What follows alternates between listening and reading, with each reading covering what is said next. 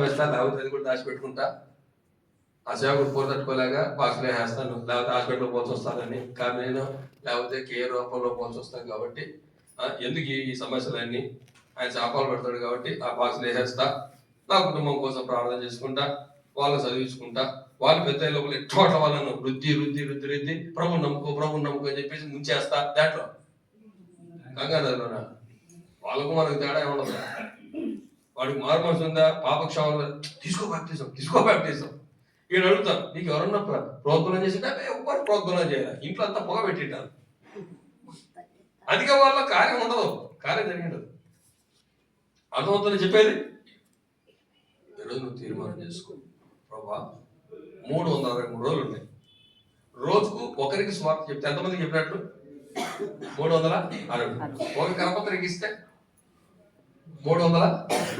నాకు తెలియక అడుగుతాను, ప్రభు నందు మీ ప్రయాసం అర్థం కాదన్నాడు కదా, 363 మందికి చెప్తే ఒక్కరా ప్రభు దగ్గరికి? ఇప్పుడు సమస్య ఎక్కడ ఉంది చెప్పండి? సమస్య ఎక్కడ ఉంది? పిలిచే మనలో ఉంది. తీర్మానం చేసుకో, ప్రభా చావైనా రేవైనా రోజుకు ఒక స్వార్థ చెప్తా, రోజుకొకరికి. ఈ తీర్మానంతో మనం పిలిస్తే ప్రభువు ఏర్పరచుకుంటాడు. నువ్వు 363 మందిని పిలిస్తే వాళ్ళలో ఒక్కరైనా ప్రభు ఏర్పరచుకుంటాడు. కనుక ఈ సంవత్సరం ప్రభు మనసు చెప్పే మాట ఏంటంటే, మీరు కనిపించిన వారిని అందరినీ పిలవండి. తీర్మానం చేసుకో. ఇది మొదలు 22 చూద్దామా? 22 అధ్యాయం 22 అధ్యాయం 21 వర్షం 21 వర్షం.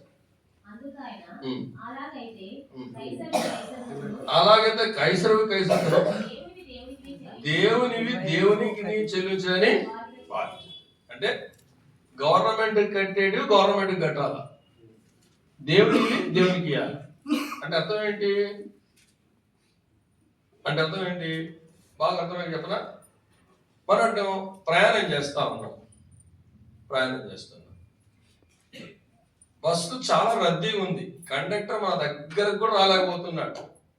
మన స్టేజ్ వచ్చింది, దిగేస్తున్నాం, టికెట్ కొనుక్కోలే, ఏం చేస్తాం? నిజం చెప్పండి. రైట్ అంతగా 10 రూపాయలు మిగిలిపోయాం. బస్ పాస్ లేదన్నో ఓ తెలియమంతుడు, అంత బాబురావు లాగా అనుకుంటున్నా. అర్థమవుతుందా? సరే, ఇంకా బాగా అర్థమై చెప్పనా? చాలా మంది రైల్లో టికెట్ లేకుండా ప్రయత్నం చేస్తారు.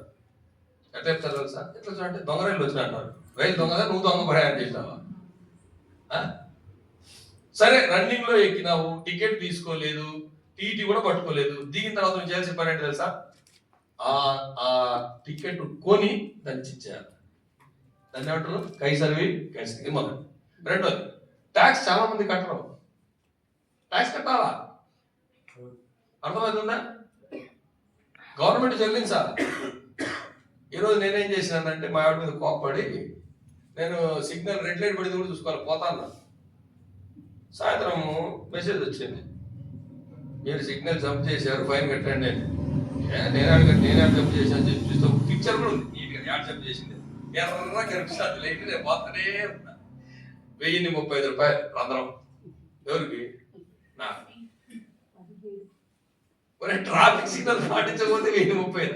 నేనేమనుకున్నా, ఎప్పుడో కడదామనే అని అనుకున్నా. ఇప్పుడు ప్రభు అంటాడు, ఎప్పుడో ఒకసారి కదా, ఈ రోజు కట్టాలి. అది 100-150 కట్టేసింది. ఒకరోజు హైకోర్టుకి వెళ్ళాల్సి వచ్చింది. నేను వెళ్తే అదంతా తిరుగు మనకి చాలా రద్దీగా ఉందని చెప్పేసి హైకోర్టు పోతే మళ్ళీ అడుగురికి దాన్ని పార్కింగ్ కట్టాలి కదని చెప్పేసి ఆ బయట ఖాళీ చాలా ప్లేస్ ఉంటే అడుగు పెట్టా. నేను కార్లోకి వచ్చి మెసేజ్ వచ్చింది, నేను ఫోటో తీసి పెట్టాను. ఎంత అంటే 135 రూపాయలు. వెంటనే కట్టేసా, 135 కాబట్టి. ఈ రోజు 1035 అయితే ఆలోచన చేస్తాను ఎంత కట్టాలా. అర్థమవుతుందా? చేసిన తప్పుకు నువ్వేం చేయాలి? ఖచ్చితంగా కట్టాల్సిందే, శిక్ష అనుభవించాల్సిందే. గవర్నమెంట్కి చెల్లించాల్సింది గవర్నమెంట్కి చెల్లించాలి, దేవునికి చెల్లించాల్సింది మనం గవర్నమెంట్కు సరిగ్గా చెల్లించము, దేవునికి అసలే చెల్లించము. మళ్ళీ ఏమన్నా గవర్నమెంట్కు చెల్లించము, దేవునికి అసలే చెల్లించము. ఎలా? ఇప్పుడు నీ జీతం ఎంత ఉంటుందో యాజ్ ఇట్ ఈస్ అంత చేసి నువ్వు ట్యాక్స్ కడతావా? నిజం చెప్పండి, అబద్ధం చెప్పండి. గవర్నమెంట్ శాలరీస్ పడే వాళ్ళకైతే తప్పదు కాబట్టి నోరు మూసుకొని వాళ్ళు కట్టాల్సిందే. ప్రైవేట్ వాళ్ళు ఆర్టింగ్ చేసేవాళ్ళని అడగాలి, కరెక్ట్ కడతారా ట్యాక్స్?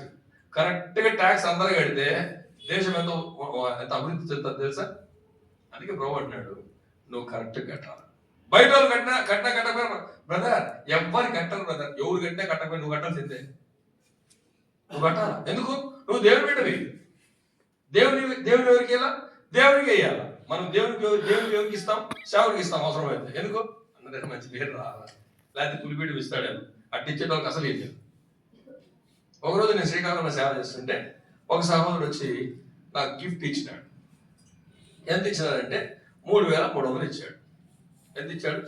3,300. సరే ఆయన వెళ్ళిపోయిన తర్వాత ప్రార్థన చేసుకుని ప్రభుత్వ దాసు గిఫ్ట్ ఇచ్చాడు కదా, దీవించని చెప్పి తీస్తే 3,300. నాకు డౌట్ వచ్చింది, ఇస్తే 3,000 ఇలా లేకపోతే 1,000 300 ఎందుకు ఇచ్చాడు? లేకపోతే దశభాగం అనుకుని ఫోన్ చేశాను. బ్రదర్, ఈ నెలలో దశభాగం వేశారంటే వేసాను అన్నాడు. ఎక్కడ వేశారంటే మన దగ్గర కానుకపేటలో వేసారా, చేతికి ఇచ్చినారా అడిగా. మీకు ఇచ్చింది అదే అన్నాడు.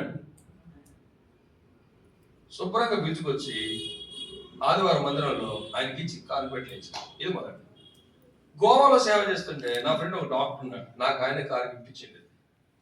2 కార్లు గిఫ్ట్ ఇచ్చారు, 2 బర్త్డేలకి. ఆయన 50 ఎముక లేనేస్తా తవాలాడుతున్నా కూర్చో 50,000 ఇచ్చాడు. ఏంది? దశమవాదం. ఇప్పుడు నా మనసు ఏమంటారు చెప్పండి? ఆడ 3,300 ఏమో బిల్ చేపించి ఇప్పుడు 50,000 వస్తే ఏమన్నా?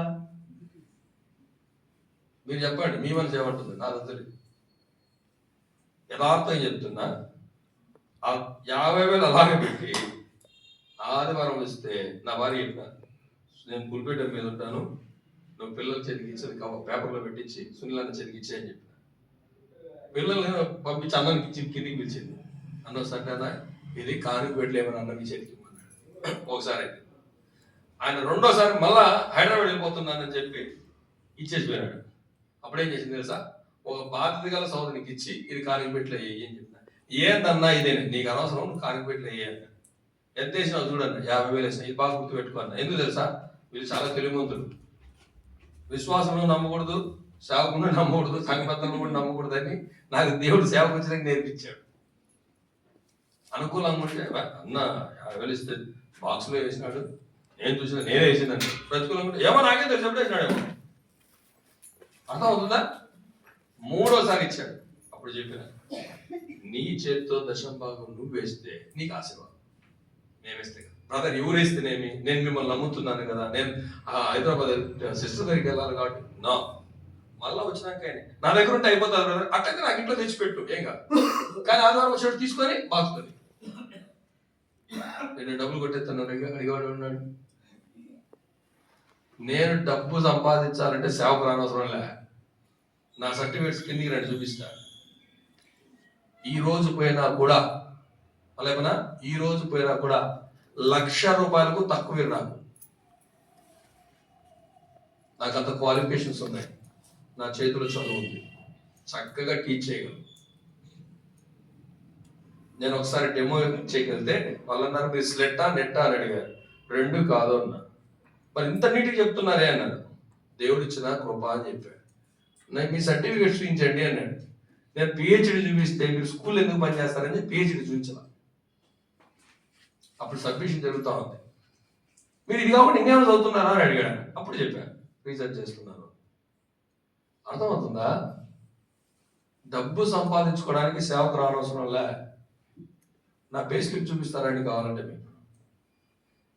ఈరోజు నాతో పాటు ఉద్యోగంలో జాయిన్ అయ్యి ఉద్యోగం చేస్తున్న వాళ్ళకు 1,43,000 జీతం. నేను రిజైన్ చేసినప్పుడు నా జీతం 37,000. మందిరంలో ఎంత ఇస్తారు అడగండి. నేను ఉద్యోగం చేసినప్పుడు ఇచ్చేసి శాలరీ మన సొంతం. సంపాదించుకోవడానికి నేను సేవకు రాలే. కొంతమంది బుద్ధి లేని వాళ్ళు అంటూ ఉంటారు, ఏమని సువార్త పేరు చెప్పుకుని డబ్బులు బాగా వెనకలేసుకున్నాడు. ఎంతమంది ఇచ్చారు చెప్పమంటారా? ఎవరు ఎత్తిచ్చింది కూడా చెప్తారు. నేను పులిపీఠం మీద నుంచి చెప్పాను. ఏమని చెప్పా? సేవకుడి గిఫ్ట్ మర్చిపోండి, భోజనాలు టిఫిన్లు మర్చిపోండి, సువార్త పెట్టుకోండి నేను చెప్పాను కదా. మరి నోరెందుకు వస్తే మనకు మాట్లాడలా సేవకుని అనవసరంగా. మీకు తెలుసా, ఇక్కడ కూర్చున్నారు కూడా, వాళ్ళ ఇళ్ళలో స్వార్థ పెడితే భోజనం ఖర్చు నేను పెట్టాను. మీకు తెలుసా విషయం? ఎందుకు? వాళ్ళు చెప్పారు ఏమని, అన్న మా ఇంట్లో స్వార్థ గుడి పెట్టుకోవాలని ఇష్టం ఉంది కానీ